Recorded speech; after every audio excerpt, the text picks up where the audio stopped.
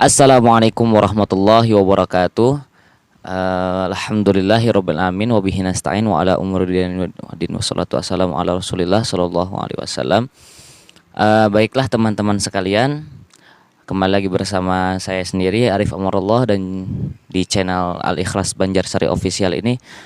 Baiklah, untuk kali ini kita akan melanjutkan pembahasan tentang kitab Safinatus Shalah, yang mana penjelasannya kita ambil dari buku Sulamul Munajah, yang mana sebelumnya kita sudah bahas kisah-kisah unik yang tertera, yang tertulis dalam kitab Sulamul Munajah.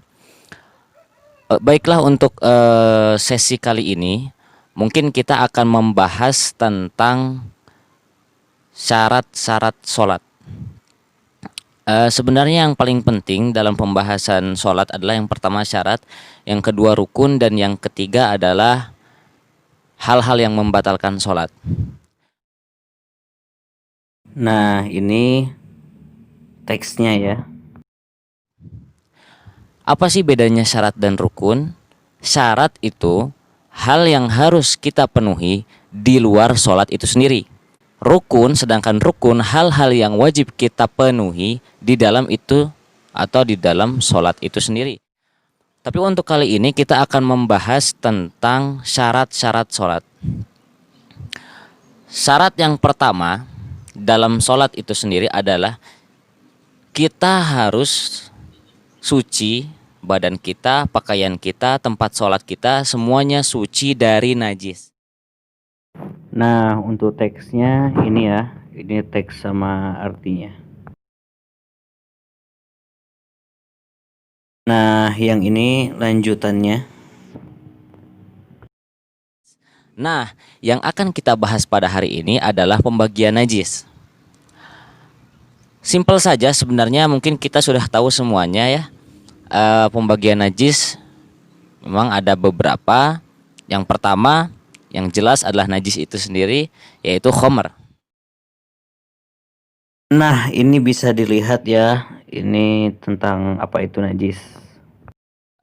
Kalau misalkan kita mendiamkan roti misalkan 3 hari, entah itu beras, roti, anggur yang biasanya difermentasi, yang didiamkan beberapa hari, kemudian baunya berubah, itu yang biasa yang memabukkan, bisa disebut khomer juga. Nanti kita lihat ya teksnya setelah ini.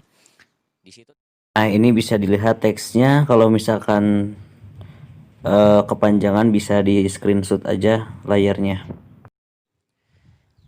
Kemudian yang kedua adalah air kencing. Air kencing semuanya najis.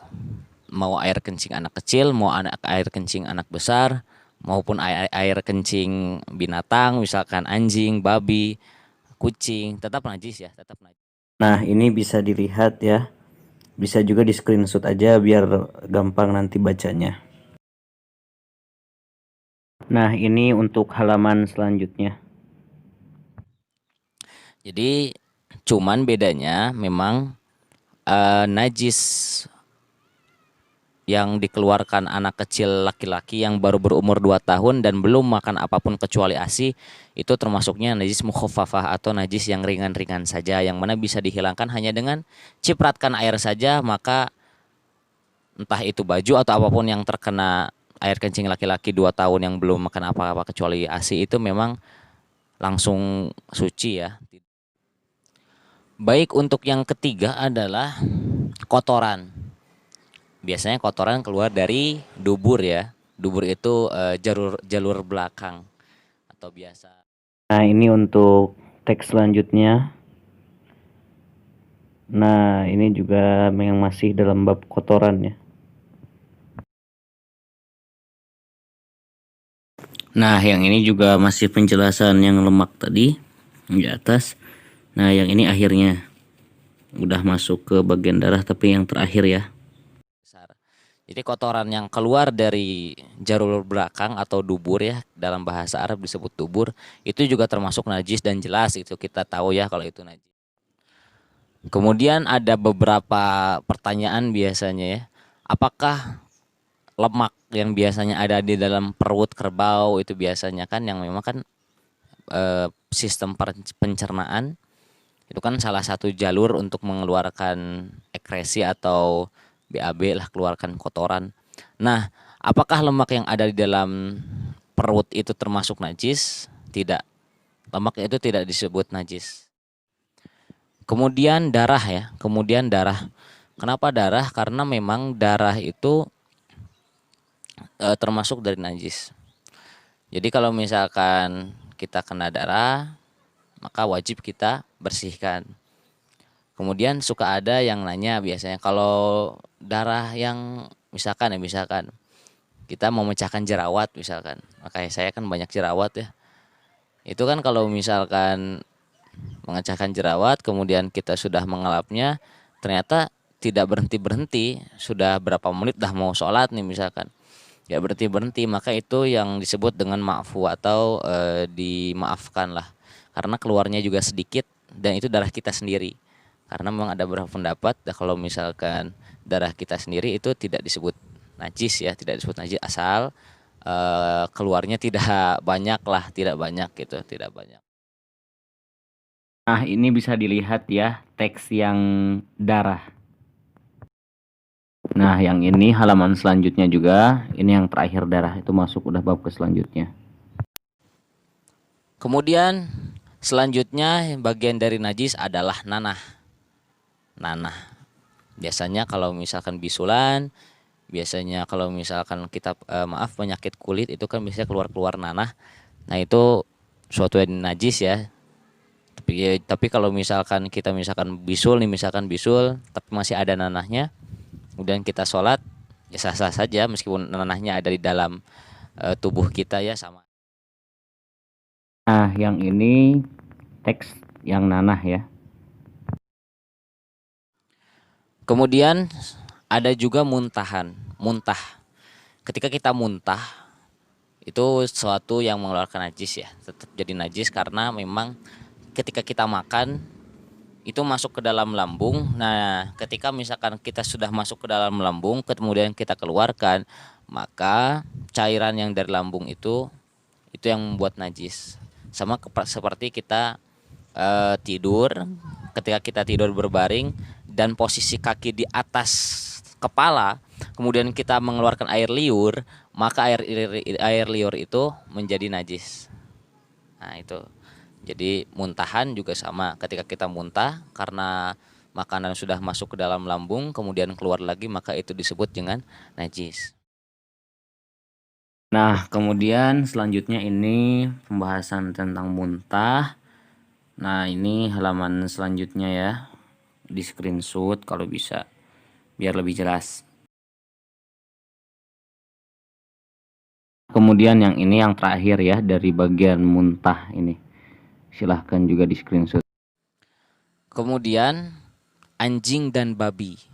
Anjing dan babi sudah jelas ya, dua hewan ini dua hewan yang najis. Entah itu misalkan kita dijilat, entah itu misalkan anjing itu mandi kemudian kita kena cipratan airnya, maka itu termasuk najis ya, khusus untuk anjing ini dan babi ini memang dua hewan yang memang dikhususkan menjadi najis di dalam kitab ini disebutkan. Nah, ini untuk teks anjing dan babi ya dalam kitabnya. Kemudian yang terakhir adalah bangkai. Terus gimana kalau bangkai ikan? Kalau bangkai ikan beda. Al-hillu maitatuhu, kalau misalkan bangkai segala sesuatu yang ada di laut itu boleh. Karena gimana kalau misalkan kita makan yang tidak bangkai, kalau ikan kita kan misalkan beli ke pasar kan itu bangkai semua ikannya. Jadi untuk hewan yang ada di laut memang semuanya diperbolehkan. Tapi nanti bakal muncul permasalahan-permasalahan lain. Hukumnya hiu gimana? Hukumnya ubur-ubur gimana? Hukumnya itu gimana? Hukumnya kepiting gimana? Wah, nanti kita bahas di lain waktu. Yang penting sekarang kita bahas dulu yang umum-umum saja. Ini untuk yang teks bangkai ya, bisa di screenshot juga. Kemudian juga sesuatu yang merupakan bangkai juga ya, yaitu bagian tubuh yang terlepas. Itu biasanya jadi bangkai juga. Tetap jadi bangkai ya, tetap jadi bangkai. entah itu misalkan dagingnya babi atau kakinya anjing atau yang terlepas itu menjadi disebut bangkai dan hukumnya memang najis. Terus bagaimana cara mensucikannya? Oh, nanti ada pembahasan lagi. Intinya yang terlepas bahkan sebenarnya ada yang berpendapat bahwasanya eh apa namanya, bulu kucing itu memang najis yang lepas-lepas ya, karena memang itu sebagian lepas, maka ada yang juga berpendapat bahwasanya itu termasuk najis karena apa, terlepas dari bagiannya atau terlepas dari tubuhnya.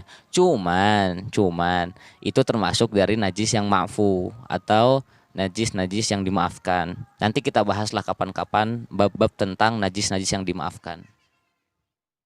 Nah, ini yang terakhir ya, bab bangkai.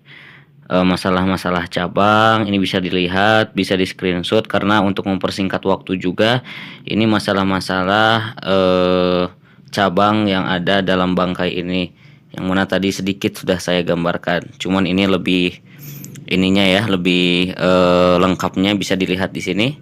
Nah, ini bisa di screenshot saja untuk dibaca agar lebih cepat. Nah, baiklah teman-teman, mungkin hanya itu saja untuk pembahasan hari ini. Tunggu pembahasan selanjutnya, nantikan selalu. Semoga kita bisa khotam ya, semoga kita bisa bereskan kitab ini, dan memang insya Allah tipis ya, jadi cepatlah, cuma beberapa seri atau beberapa pertemuan langsung beres lah. Jadi mungkin hanya itu saja. Mohon maaf jika ada kesalahan. Kalau misalkan teman-teman punya koreksian atau pertanyaan, boleh di komen di bawah, nanti kita baca sama-sama. Karena memang tapi satu ya, jadi kita jangan dulu menyalahkan kalau misalkan oh ini menurut gini seperti ini, sebentar. Karena kan yang kita bahas ini masih satu kitab. Maksudnya masih madhab Syafi'i. Jadi kalau misalkan kita mau bahas 4 madhab, bukunya bukan yang ini, bukan Suramul Munajah, bukunya udah yang lain, udah kayak Al-Fiqhu ala Madzahil Arba'ah, juga kita bahas yang lain fatwa-fatwa, itu udah kepanjangan. Kalau itu nanti jauh lah, kita bahas yang bawah-bawah dulu aja, karena kan mungkin ilmu saya juga masih sedikit, belum terlalu banyak.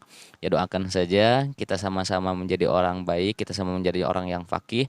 Kalau Rasulullah SAW, man yuridillahu bihi khairan yufaqihu fiddin, rawahu Muslim. Barang siapa yang Allah kehendaki baginya kebaikan, maka Allah akan menjadikannya faham dalam urusan agama, akan menjadi faqih. Maka dari itu, semoga kita menjadi orang yang faqih, semoga kita menjadi orang yang selalu melakukan syariat Islam. Amin amin ya rabbal alamin. Wassalamualaikum warahmatullahi wabarakatuh.